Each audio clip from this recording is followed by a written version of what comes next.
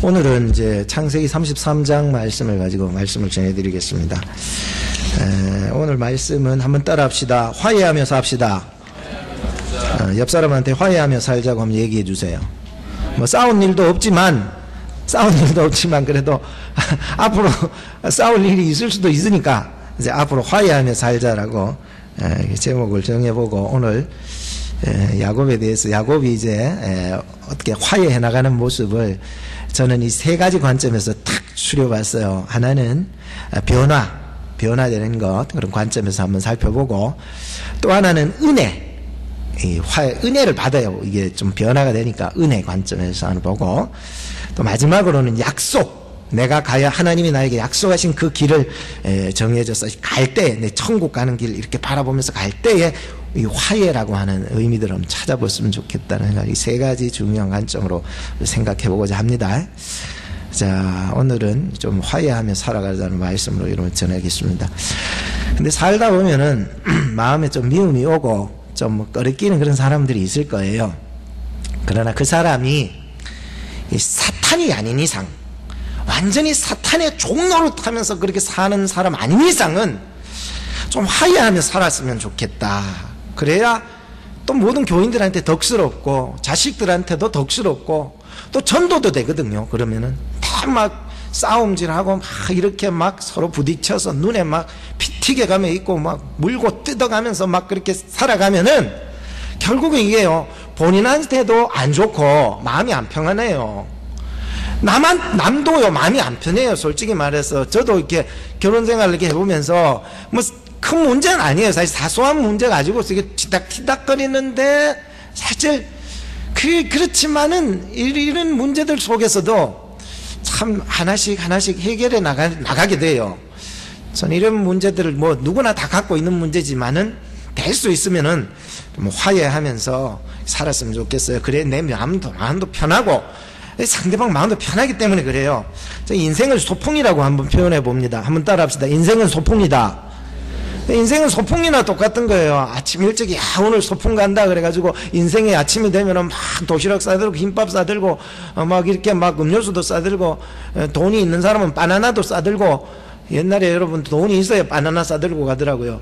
그래서 이게 싸들고 이제 아침에 아이들하고 가는 이런 게 바로 인생이라는 거예요. 근데 소풍 가가지고 소풍 내내 저 사람 미운 사람 생각하면서 적대감을 가지고 막 그래가지고 소풍이 이제 끝날 때쯤 오후쯤 돼가 이제 집에 이제 돌아가는데 오늘 소풍이 아름다운 소풍이 아니라 영 마음에 찝찝한 소풍이 되고 소풍이 그날 다 끝난다면은 우리 인생은 뭐가 되는겨? 아름다운 소풍이 되셔야 되는 거 아니겠어요? 인생에 하나님 우리 소풍을 보냈는데 다 주셔가지고 손에 쥐어 보냈는데 마음 내내 적대감 가지고 살아가면 되겠어요? 아름다운 소풍이 됩시다. 한번 따라합시다. 아름다운 소풍이 됩시다. 여러분 옆에 있는 사람한테 얘기하세요. 아름다운 소풍이 되세요. 아름다운 소풍이 되어야죠. 소풍 왔는데 이게 뭐 하는 겁니까? 이래 되면 안 되는 거잖아요. 그래서 어떤 아저씨가 미운 사람이 있어서 믿다 자꾸 우라통이 터지는 거야. 그래서 우라통이 터지면 스트레스 받아가지고 안 아픈 것도 자꾸만 아프게 되고 속도 소병도 생기고 그러니까 자꾸만 몸이 약해지는 거야. 그래서 병원에 찾아갔더니 의사 선생님 하는 말이 딱 이거예요. 당신이 먼저 가서 미안해라고 얘기하래요. 그럼 풀려진대. 그래서 의사 선생님이 되는지 안 되는지 한번 연습해보자고 의사 선생님이 미안해 한번 해보라고 그리고 훈련을 시킨 거예요. 그래서 이 사람이요 미안 자꾸 그런 거예요. 훈련을 해야 내가 미운 사람 찾아가서 미안해라고 얘기를 할 수 있는데 미안해 라고도 하세요. 해 그러니까 의사 선생님 말대로 미안해 뭐 이렇게 얘기를 한 거예요. 자 이제 훈련이 돼가지고 막상 정말로 미운 그 사람을 만나러 간 거예요. 또 갔더니 그 사람하고 얼굴을 딱 마주 보는 순간 이제 이 배웠던 사람이 얘기를 하는 거예요. 얼굴 보면서 얘기하는 거예요. 이 미친놈아! 이래버린 거예요. 미친놈아, 네가 먼저 그랬잖냐고. 미안해가 안 튀어나오고, 이 그 말이 튀어나온 거예요. 그래서 뒤덮이지 싸우고 돌아왔다는 얘기가 있어요. 사실 그런데 우리가 살아가면서 미안해라고 하는 말이 훈련돼도요, 막상 그 미워하는 사람 앞에 가면은 미친놈이라는 말이 나와버릴 수 있는 거예요. 훈련이 돼도요, 막상 갖다 때리면은 이 미운 마음이요 그대로 속에서 뛰쳐나갈 수 있기 때문에요. 제가 오늘 이게 아내의 귤이라고 하는 이 글이 너무 좋아가지고 제가 여러분들한테 좀 소개시켜 주려고 제가 읽더라도 잘 한번 들어보세요. 너무 이걸 여러분 들어보시고 정말로 내 속에서 화해할 수 있는 그러한 통로를 한번 좀 찾아봤으면 좋겠어요. 자, 들어보세요. 아내의 귤. 저는 결혼 8년 차에 접어드는 남자인데요, 저는 한 3년 전쯤에 이혼의 위기를 심각하게 겪었습니다. 그 심적 고통이야 경험하지 않으면 말로 못하죠. 저의 경우는 딱히 큰 원인은 없었고 주로 와이프 입에서 이혼하자는 얘기가 심심찮게 나오더군요. 그리고 저도 회사 생활과 여러 집안일로 지쳐있던 때라 맞받아 쳤고요. 순식간에 각방을 쓰고 말도 안 하기 시작했습니다. 결국 대화도 없으니 서로에 대한 불신은 갈수록 커져갔고요. 사소한 일에도 서로가 믿게만 보이기 시작했죠. 그래서 암묵적으로 이혼의 타이밍만 잡고 있었습니다. 그런데 어린 아들도 눈치가 있는지 언제부턴가 시무룩해지고 짜증도 잘 내고 잘 울고 그러더군요. 그런 아이를 보면 아내는 더 화를 불같이 내더군요. 저도 마찬가지였고요. 계속 싸움의 연속이었습니다. 아이가 그러는 것이 우리 부부 때문에 그런다는 걸 뻔히 알면서도요, 가끔 외박도 했네요. 그런데 바가지 긁을 때가 좋은 거라고 저에 대해 정내미가 떨어졌는지 외박하고 들어가도 신경도 안 쓰더군요. 아무튼 아시겠지만 뱀이 자기 꼬리를 먹어 들어가듯이 결국 파국으로 치닫는 상황이었답니다. 그러기를 몇 달, 하루는 늦은 퇴근길에 어떤 과일 아주머니가 떨이 알죠? 떨이라고 하면서 귤을 사달라고 간곡히 부탁하기에 남은 귤을 사서 집으로 들어갔답니다. 그리고 주방 탁자에다가 올려놓고 욕실로 바로 들어가 씻고 나오는데 와이프가 내 사온 귤을 까먹고 있더군요. 몇 개를 까먹더니 하는 말이 귤이 참 맛있네요 하며 방으로 쏙 들어가더군요. 순간 제 머리를 꽝 치듯이 하나의 생각이 떠오르더군요. 아내는 결혼 전부터 귤을 무척 좋아했다는 것이었어요. 그리고 결혼 후 8년 동안 내 손으로 귤을 한 번도 사들고 간 적이 없었던 것이었어요. 알고는 있었지만 미처 생각지 못했던 일이었습니다. 그 순간 뭔가 깨달음이 있었습니다. 예전 연애할 때에 길 가다가 아내는 귤 좌판상이 보이면 꼭 1,000원어치 사서 핸드백에 넣고 하나씩 사이좋게 까먹던 기억이 나더군요. 나도 모르게 마음이 울컥해져서 내 방으로 들어가 한참을 울었답니다. 시골집에 어쩌다 갈 때는 귤을 박스채로 사들고 가는 내가 아내에게는 8년간이나 몇백 원도 안 하는 귤 하나 사주지 못했다니 마음이 그렇게 아플 수가 없었습니다. 결혼 후에 어느덧 나는 아내가 좋아하는 것에 대해 신경을 전혀 쓰지 않게 되었다는 것을 알게 되었죠. 아이 문제와 내 살기 바쁘다는 이유로 말이죠. 반면 아내는 나를 위해 철마다 보약에 반찬 한 가지씩을 만들어도 내가 좋아하는 것들로만 신경 많이 써줬는데 말이죠. 그 며칠 후에도 늦은 퇴근길에 보니 그 과일 좌판상 아주머니가 보이더군요. 그래서 나도 모르게 또 귤을 샀어요. 그리고 저도 오다가 하나 까먹어 보았고요. 그런데 며칠 전 아내 말대로 정말 맛있더군요. 그리고 들어와서 살짝 주방 탁자 위에 올려놓았고요. 마찬가지로 씻고 나오는데 아내는 이미 몇 개 까먹었나 봅니다. 내가 묻지 않으면 말도 꺼내지 않던 아내가 이 귤 어디서 샀어요? 전철 입구 근처 좌판에서. 귤이 참 맛있네요.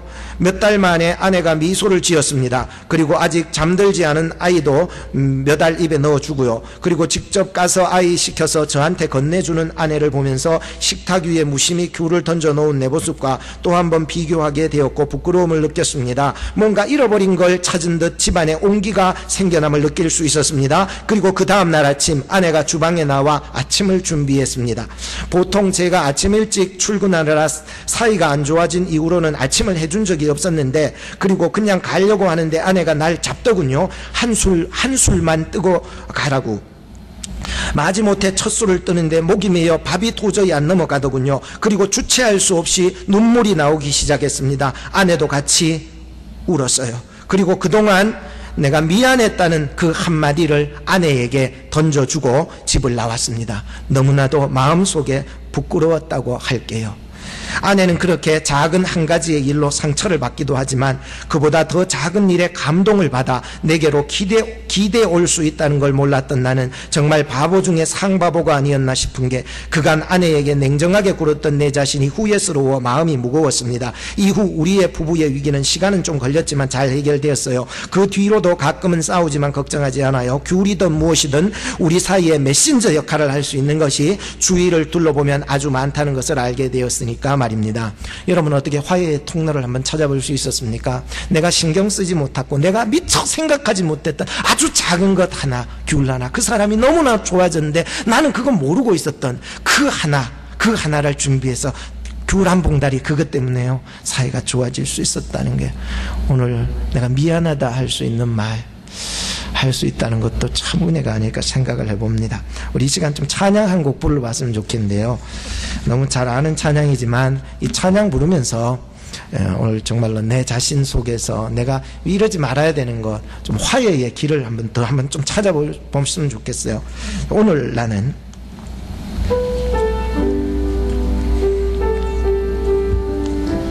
우리 뜻을 생각하면서 한번 불러오시기 바랍니다.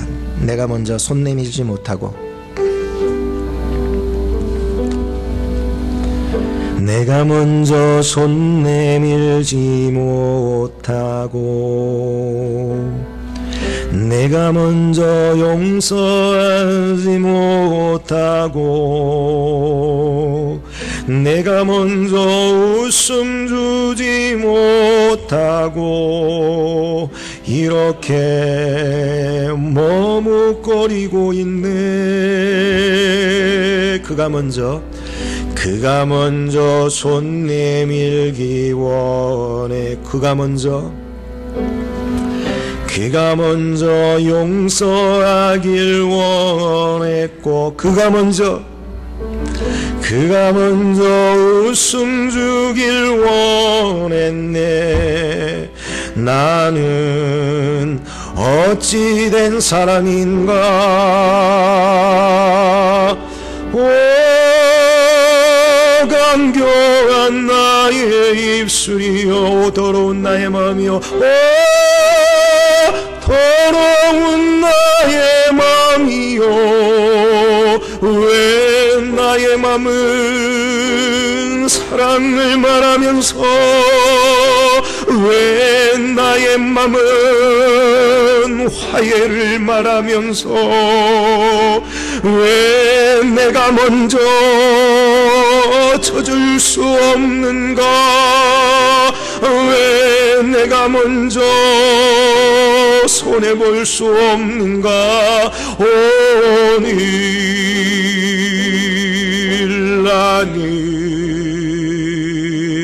오늘 나는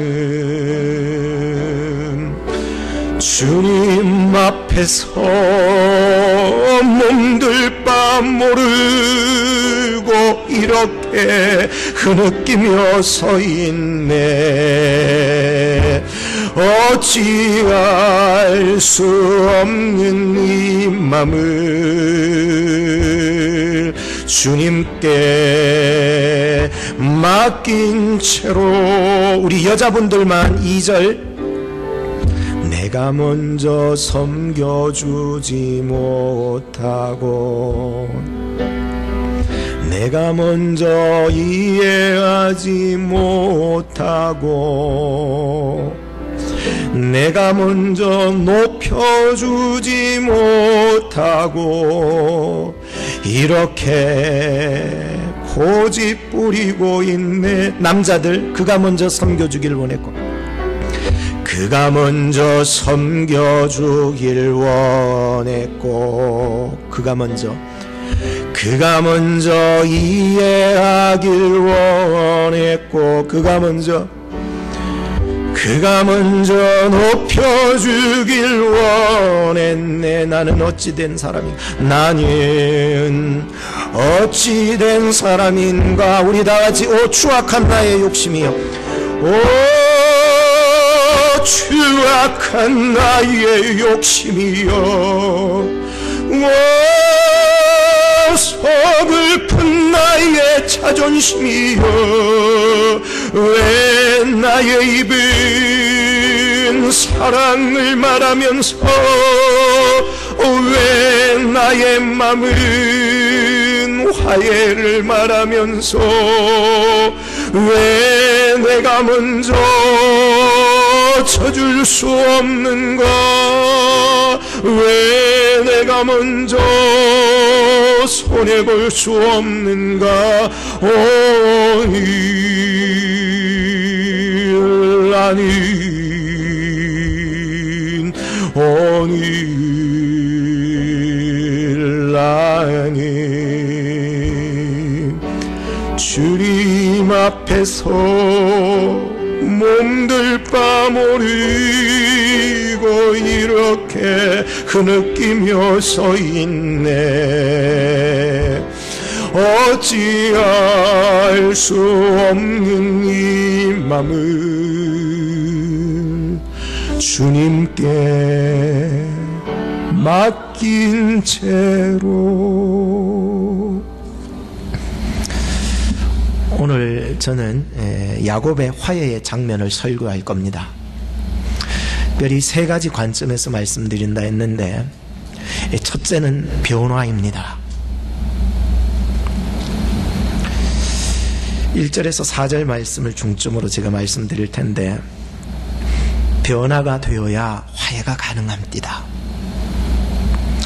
변화는 네가 먼저 아니고, 예수 잘 믿는 사람들은요, 내가 먼저. 한번 따라 합시다. 내가 먼저. 예수 잘 믿는 사람들은 네가 먼저 하지 않아요. 내가 먼저 변화가 되는 거예요. 내가 먼저. 이게 예수 잘 믿는 사람이에요. 야곱이 먼저 변화가 되는 거예요. 어떻게 변화가 되었습니까? 야복강 기도 지난주에 말씀드렸죠. 하나님 앞에 가서 그냥 하나님께 꿇는 거예요. 하나님께 기도하는 거예요. 그래서 6가지 기도 원칙을 가르쳐 줬죠. 홀로 기도하는 거예요. 남들 다 떠나가고 사람들 다 없어도 홀로 기도하는 거예요. 날이 새도록 한번 기도해 보는 거예요. 씨름하면서, 정말로 씨름하면서 땀 흘리면서 한번 기도해 보는 거예요. 환도뼈가 부러지는 정도로 한번 기도해 보자는 거예요. 하나님, 나 축복해 주시지 않으면 나 물러서지 않을 거예요. 응답해 주세요 라고 이 마음속에 축복이 와 닿기까지는 일어서지 않은 기도예요. 내 이름이 변화가 되는 기도로 했어요. 그는 약사 빠른 자의 이름을 가졌지만 이제 이스라엘 하나님과 더불어 이기는 자가 되었어. 하나님과 함께해서 하나님의 도움으로 이기는 자가 되는 그런 이름을 가지도록 기도를 한 거예요. 옛날 모습 그대로 살면은 여러분 변화되지 않아요. 바뀌어지지 않아요. 주님, 내가 하나님 앞에 엎드려서 하나님 앞에 변화되게 해주세요. 사람 관계, 물질 관계에서 변화가 얘기하고자 하는 거 아니에요. 그런 거는요, 물질 안 주면 또 삐치요. 그렇지만 하나님 앞에 엎드려 기도해서 변화된 사람은요, 그 어떤 상황 속에서도 이 마음의 변하지 않아요. 저는 여러분들이 예수 안에서 새 사람 되기를 바라요. 그러면은요, 화해가요 이루어지기 시작한 거예요. 야곱은요, 하나님 앞에 엎드렸더니 하나님이 놀랍도록 기적을 만들어 가셔요. 나는 그저 엎드릴 뿐이지만 기적은 하나님이 만들어 갔어요. 나는 그저 엎드릴 뿐이지만 나는 그냥 하나님께 그냥 꿇지만은 하나님이 그 사람의 마음을 움직여 주시더란 말이에요. 이거는 내가 하는 것이 아니라 하나님이 인도해 나가셨기 때문이에요. 1절 말씀을 보니까 이런 말씀이 있습니다. 야곱이 눈을 들어보니 에서가 400인을 거느리고 오는지라. 야곱이 두려운 사람, 겁 많은 사람, 답답한 사람이었어요. 약삭빠른 사람, 피해가려고 해서. 그렇지 않아요. 왜? 하나님 앞에서 회복됐기 때문에 그래요. 맞닥뜨려서 나가는 거예요. 이제 하나님이 나와 함께 하시겠다고, 하나님이 더불어 하나님이 도와주심으로 나는 싸워 이기는 자라는 이름, 이스라엘이라는 그 이름을 가지고서 전진해 나가니 400이라는 견고한 진이 앞에 몰려온다 할지라도 두렵지가 않았던 것이었습니다. 그런데 거기에서 야곱이 어떤 행동을 취했는지 우리는 자세히 살펴보고 우리도 주님 앞에 이렇게 나갔으면 좋겠다는 생각을 해봅니다. 첫째는 이 야곱의 모습을 보니까 가족들을, 여종들과 자식들 이렇게 먼저 묻고, 여종들이 낳은 자식들 4명 있다는 묻고, 그 다음에 레아를 그 다음 순서로 해서 자식들 6명 묻고, 그 다음에 라헬이 낳았던 아들은 아직 1명이니까 아직 한 명이 요셉 더불어 묻고, 이렇게 순서대로 이렇게 딱 묶어 놓고는 첫 번째로 자기 자신이 어디에 섰습니까? 이 가족들 맨 앞에 섰습니다. 사람들은 이렇게 좀 책임성이 있어야 돼요. 둘째는 몸을 7번 땅에 굽혔습니다. 낮출 줄 아는 거예요. 셋째는 그 형 에서에게 가까이 했다는 거예요. 이거는 친근함으로 다가갈 수 있었다는 거예요. 전에는 이런 마음이 있을 수 없었어요. 그러나 지금 그는 이 상황, 400인이 오는 그 상황에서 맨 앞에 서서 가족들을 위해서 책임있게 하나님 앞에 이런 마음을 하나님께 얻었던 거예요. 어떤 사람은 뒤로 물러나가 책임 안 지려고 그러는데, 하나님 앞에서 말이죠, 가족들 있으면 그 앞에 서서 내가 이 일을 책임져야 되겠다는 이 책임감이 딱 있는 게, 가정에 어려움이 있습니까? 내 때문에 그 어려움이 다갔다면 여러분이 책임지셔야 되는 거예요. 맨 앞장서서 내가 이 모든 일을 벌려놨으면은 내가 이 일에 대해서 책임을 질 수 있는 사람이 되어야 되는 거예요. 두 번째로 몸을 7번 앞에 붙였다는 거예요. 굽혔다는 거예요. 이것은 자기를 낮출 줄 알았던 거예요. 내가 뭐 잘못했는데 이러면은 절대로 낮출 수가 없는 거예요. 자기 자신을 낮출 줄 아는 사람이 된 거예요. 그리고 야곱은 어땠어요? 형 에서에게 가까이 접근했다는 거예요. 이렇게 가까이 나갈 수 있다는 문제에, 그 어떤 문제에 다다랐다면 그 문제에 가까이 나가야 해결이 되잖아요. 먼 발치만 잊지 마세요. 가까이 나가야 이 세 가지의 모습을 발견하게 되었던 거예요. 야곱에게 있어서 변화의 기점이 무엇입니까? 그것은 우리 기도하니까는 이렇게 만들어 주시는 거예요. 앞에 설 수 있게 하는 거예요. 책임 있긴 사람 만들어 주는 거예요. 기도하니까는요, 낮출 줄 아는 거예요. 이 하나님 앞에 기도하니까요, 내가 무서워하던 그것에도 접근해 나갈 수 있는 힘을 하나님이 주셨다는 것을 발견해 볼 수 있었어요. 그런데 그의 인생은 환도뼈가 위골이 되어 버렸네요.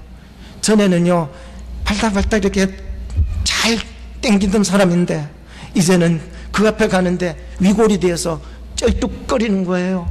쩔뚝거리면서 가고 있는 거예요. 참 이걸 보면서, 아하, 지금 너가 지금 화해하는 모습은 네 의지와 너의 힘으로 하는 것이 아니라 내가 너를 도와주겠다. 그래서 그는 이스라엘이라는 이름 하나로만 지금 나가는 거예요. 그냥 쩔뚝발이처럼 걸어가면서 나 이스라엘이라는 이름 하나로만 지금 나가고 있었던 것을 보게 돼요. 우리는요, 우리의 힘으로 산다고 생각하지 마세요. 우리의 힘으로 어떤 문제를 해결하고 내가 닥쳐진 영적인 이런 불화의 문제, 인간의 어떤 갈등의 문제들을 해소시키려고 하지 마세요. 인간의 문제가 아니에요. 하나님 앞에 기도하니까 하나님이 하나씩 해결해 나가는 것을 보게 되었던 것이었습니다. 오늘 성경 구절을 우리 한 구절 한번 찾아봅시다. 우리 여자분들은 에베소서 2장 13절 14절, 남자분들은 고린도후서 5장 17절부터 19절. 우리 여자분들은 에베소서 2장 13절 14절, 남자분들은 고린도후서 5장 17절 19절. 우리 여자분들 같이 한번 읽어보도록 하겠습니다. 우리 남자분들은 한번 들어보시기 바랍니다. 에베소서 2장 13, 14절. 자, 준비되셨으면 같이 읽읍시다. 시작. 이제는 전에 멀리 있던 너희가 그리스도 예수 안에서 그리스도의 피로 가까워졌느니라. 그는 우리의 화평이신지라. 둘로 하나를 만드사 중간에 막힌 담을 허시고. 예, 됐습니다. 야, 이게 뒤에 또 16절에 보면 십자가로 이 둘을 한 몸으로 하나님과 화목하게 하려 하심이라, 이런 부분이. 또 우리 남자분들 고린도후서 5장 17절 19절 우리가 처음 읽어보도록 합시다. 자, 시작. 그런즉 누구든지 그리스도 안에 있으면 새로운 피조물이라. 이전 것은 지나갔으니 보라 새 것이 되었도다. 모든 것이 하나님께로 났나니 저가 그리스도로 말미암아 우리를 자기와 화목하게 하시고 또 우리에게 화목하게 하는 직책을 주셨으니 이는 하나님께서 그리스도 안에 계시사 세상을 자기와 화목하게 하시며 저희의 죄를 저희에게 돌리지 아니하시고 화목하게 하는 말씀을 우리에게 부탁하셨느니라 라고 말씀하고 있습니다. 여러분, 화해라고 하는 것이 무엇입니까? 우리의 힘으로 이루어지는 게 아니라 십자가로 원수된 거, 이거를 십자가로 완전히 소멸시켜버리는 거예요. 그리고 우리를 화목케 한다는 거예요. 고린도후서 5장에서는 우리로 하여금 새로운 피조물을 만들어서 화목의 직책을 더하여 주셨다는 거예요. 그 속에 화목하게 하는 말씀을 전하라고 부탁해 줬다는 거예요. 그래서 우리가 어딜 가나 피스메이커로 살아갈 의무가 있는 거예요. 저나 여러분들이나 정말로 예수님을 믿고 하나님을 믿는 하나님의 백성이라면은 예수 그리스도 십자가 십자가 능력 안에서 우리에게 맡겨주신 이 화목하게 하라는 이 직책을 가지고 살아가야 되는 사명이 우리에게 놓여져 있다는 사실을 꼭 믿으시기를 바랍니다. 그래서 우리는 어딜 가나 불화를 만드는 사람이 아니라 어쨌든지 화평을 만들어가고 화목을 만들어가고 화해를 만들어갈 수 있는 성도들이 될 수 있기를 주의 이름으로 축복합니다. 두 번째는 은혜입니다. 5절로부터 11절 말씀인데요, 변화된 성도들은요, 그 입에서 어떤 상황 속에서도요 핑계를 대거나 자기 합리화를 시키는 말 안 해요. 여러분 야곱을 보세요. 5절 8절 9절 그 뒤에 또 보세요. 에서가 얘기할 적마다 무슨 질문을 하든지 그 입에서 은혜의 말이 빠져나가지 적이 없어요. 계속 은혜라는 말이 계속해서 연결되고 있는 것을 여러분 보셨습니까? 5절 말씀에 보면 너와 함께한 이들이 누구냐? 라고 에서가 물으니까 야곱이 뭐라고 그럽니까? 이것이 내가 얻었다고 했어요? 하나님이 나에게 은혜로 주신 자식이라고 했습니다. 여러분들 무엇을 하든지 어떤 말을 하시든지 은혜의 말을 먼저 해나가시기 바랍니다. 반드시 화해가 일어나게 될 줄로 믿습니다. 우리의 입에서 나가는 말을 이 은혜의 말이 안 나가면 좀 절제를 해야 돼요. 입 다물고 있으면 그나마 70점은 받을 줄로 믿습니다. 입을 열다 보이길래 미친놈이라는 말이 나가는 거예요. 안 그러면은 절제를 하든지, 안 그러면은 100% 화해를 하려면 은혜의 말을 하세요. 이 은혜는요 나에게서 나오는 것이 아니에요. 누가 주셔요? 하나님 주신 선물인 줄로 믿습니다. 이 은혜를 말하는 거예요. 야곱이 말하는 것은 자기가 베델의 하나님, 마나임의 하나님, 지금까지 인도해 주신 이스라엘의 그 하나님을 지금 고백하면서 자기는 그 만난 하나님의 은혜를 계속해서 얘기하고 있는 거예요. 지금 어떤 은혜예요? 하나님이 주신 은혜를 얘기해 나가야 되는 거예요. 이런 마음속에 그냥 말이라고 다 내뱉는 게 아니라 하나님이 주신 은혜의 말을 해 나갈 수 있기를 주의 이름으로 축복합니다. 우리 옆에 사람한테 인사합시다. 은혜의 말을 합시다. 은혜의 말을 합시다. 은혜의 말을 하면서 살아가야 돼요. 계속해서 8절에도 나에게 준 이 짐승 때 선물이 이게 뭐냐라고 하니까는 형님에게 은혜를 입으려고 드리는 선물입니다. 이 은혜가 그 하나님이 이 에서에게 주신 은혜를 말해요. 그냥 은혜 말고요, 내가 약복강에서 기도했는데 하나님이 응답 주셨기 때문에 하나님이 벌써 이 에서를 통해서 은혜를 충만하게 만들어 주신 그 은혜를 받기를 원한다는 얘기예요. 그리고 9절의 말씀해 보세요. 나한테도 소유가 많다고 에서가 말하지요. 그러니까 나한테 많으니까 너 그냥 가져가도 된단다. 너 동생이니까 잘 쓰라고 얘기하니까 동생이 뭐라고 해요? 제가 형님에게 은혜를 얻었다면 이 예물은 꼭 받아주세요. 그리고 뒤에 말이 뭐예요? 제가 형님의 얼굴을 배운 즉 마치 하나님의 얼굴을 본 듯합니다. 하나님이 이미 에서에게 마음을 역사해 주는 줄로 믿으시기 바랍니다. 그의 얼굴을 보니까, 얼굴 보면 알아요. 말하는 거 보면 알고 얼굴 보면 알아요. 그럼 그 사람이 얼굴을 딱 보니까는 에서의 얼굴에서 은혜가 충만해졌어요. 이게 얼굴빛만 봐도 우리는 알잖아요. 은혜가 더 충만하면은 자기 의지가 튀어나가지만, 은혜가 충만한 사람은요, 내가 생각해가지고 말하는 것 떠나서 내가 생각하지 않냐 하나님의 무궁한 사랑으로 튀어나가는데, 에서의 얼굴을 보니까 하나님을 배운다. 하나님이 만져주신 거야. 하나님이 이미 가셔서 만져주시고 그 마음을 주물러 끓였던 거예요. 그러니까 그 얼굴이요, 하나님의 얼굴처럼 보이는 거예요. 우리 옆 사람한테 한 번만 더 인사합시다. 당신을 보니 하나님을 배운 듯합니다. 시작. 당신을 배우니 하나님을 배운 듯합니다. 당신을 배우니 마귀 새끼를 배운 듯합니다. 이러면 안 되는 거예요. 당신을 배우니 하나님을 배운 듯합니다. 이렇게 돼야 되는 거예요. 그만큼 우리가 내 속에서 하나님이 주물러 그래야 되는 거예요. 기도하면요, 하나님이 역사해 줄 줄로 믿기 때문인 것입니다. 찬송 하나만 더 부릅시다. 이게 뭐 더 설교 길게 할 필요는 없고요. 찬송가로 오늘 여러분들 한번, 찬양이 언제나 넘치면 우리 박수 치면서 찬양합시다.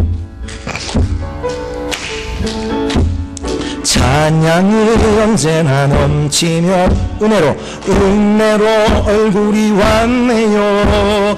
성령의 충만한 모습을 서로가 느껴요. 할렐루야 할렐루 할렐루 손뼉 치면서 할렐루 소리 외치며 할렐루 손을 들고 주님을 찬양. 기도가 언제나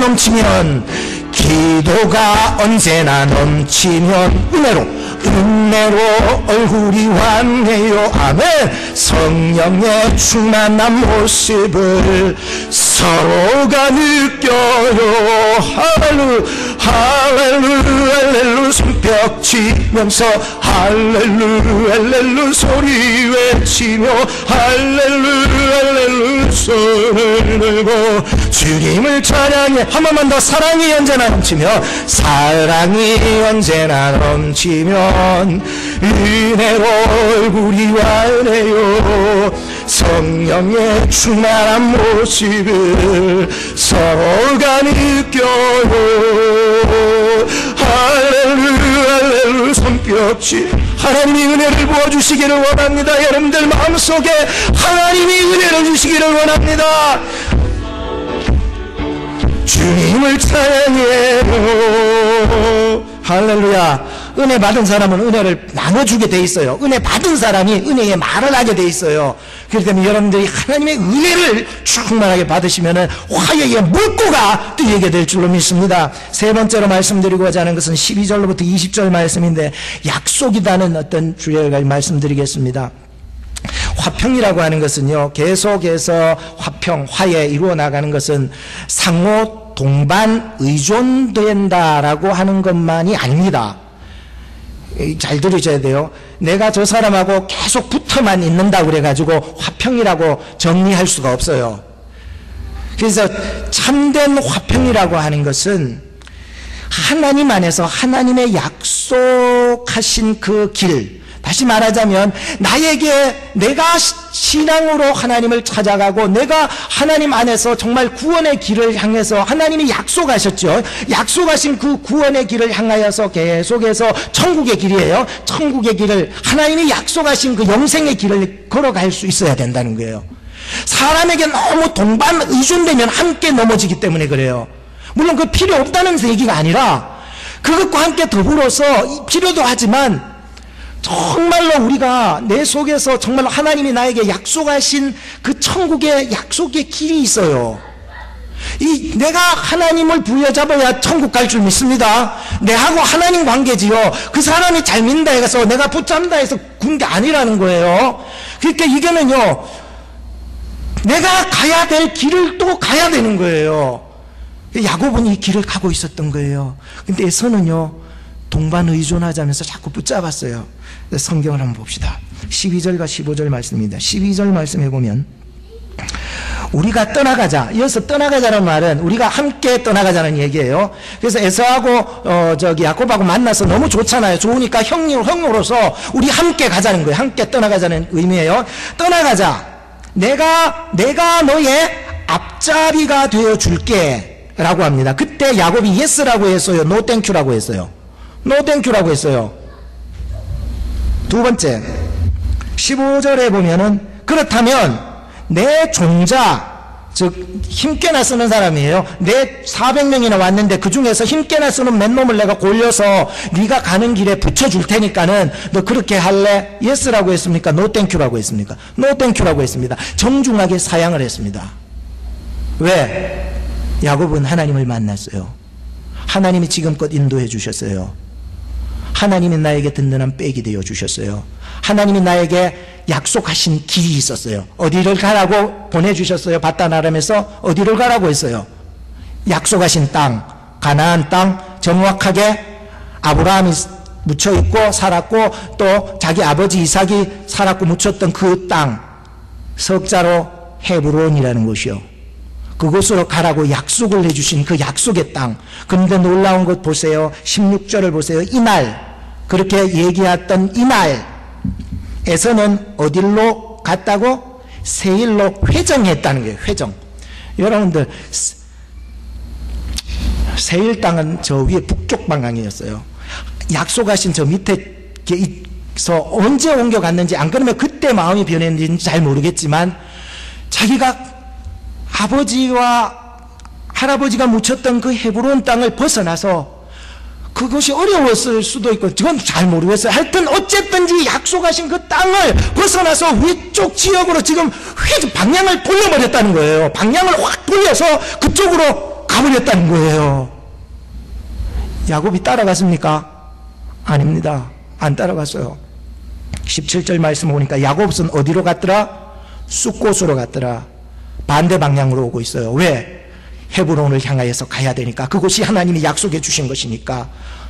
어쩔 때는 형님과 함께하면 좋을 수도 있지만 그게 다 좋은 게 아니라 하나님이 나에게 약속하신 그 땅을 발견하고 그 길을 갈 수 있고, 세상 길은 넓어 보이고 세상 길은 편해 보이지만 예수 믿는 사람들은 좁은 길을 갈 수 있어야 되고, 십자가의 길을 갈 수 있어야 되고, 예수님 따라갈 수 있어야 되고, 천국 가는 길로 계속 걸어가야 되는 것입니다. 결론을 짓겠습니다.